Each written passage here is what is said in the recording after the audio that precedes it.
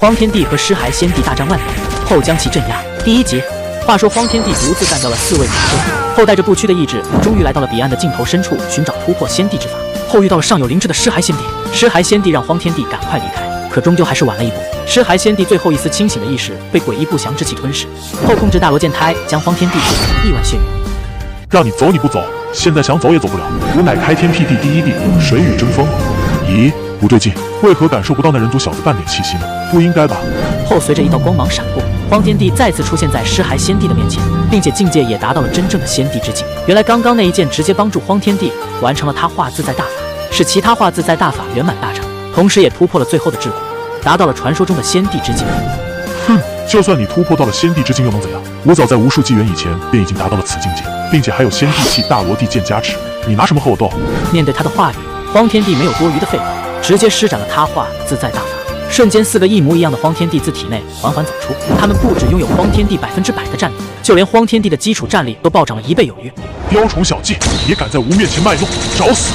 就这样，荒天帝和尸骸先帝直接大战在了一起，两人直接开启了近身肉搏战。虽说尸骸先帝有大罗地剑加持，攻击非常的犀利，但他的对手可是堪比5个先帝境的荒天帝。忽而战斗仅开始数天，尸骸先帝便直接被压制了。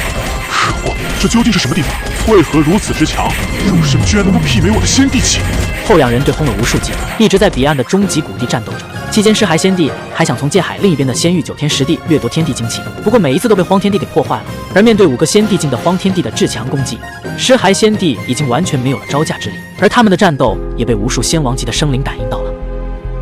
好恐怖的气息！我的灵魂居然都在不受控制的颤抖。荒天帝是你吗？是你一个人在为了整个诸天万界的和平在战斗吗？我很想和你并肩作战，可我实力不够啊！没想到这才几10万年不见，你已经达到了如此程度，请你一定要战胜对手，还诸天万界一个和平。是我，打又打不过，逃又逃不掉，难道今天真的要陨落在这里？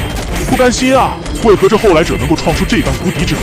就这样，尸骸先帝激发了自己所有的本源之力和血脉之力，其战力瞬间又暴涨了3成。不过在和荒天帝对轰了数亿击之后，再次被完全压制。而荒天帝的本体带着4位分身，则是越战越远。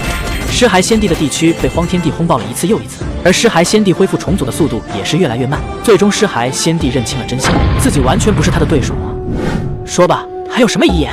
就算你灭了我又能怎样？你将遭遇诡异族群无穷无尽的追杀，等着吧！谁敢称无敌，又有哪个敢言不败？就这样，荒天帝带领4具分身开始炼化尸骸先帝。要知道，准先帝便是极难磨灭的存在，更何况是真正的先帝强者呢？故而荒天帝足足花费了万载的时间。今天，随着一声不甘的怒吼传遍界海仙域和9天10地，尸骸先帝成功被荒天帝炼化，彻底被抹杀。而荒天帝则是将他所有的一切和大罗剑胎收到体内后，闪身朝着终极谷地的深处而去。因为在那里，荒天帝发现了一个更加恐怖的存在。咦，恐怖的气息居然消失不见了，难道战斗这么快就结束了吗？究竟是谁获得了最后的胜利？荒天帝，我相信一定是你获得了最后的胜利。战斗终于结束了，要是感应的没错的话，应该是荒天帝获得了最后的胜利，诸天万界终于迎来了和平时代。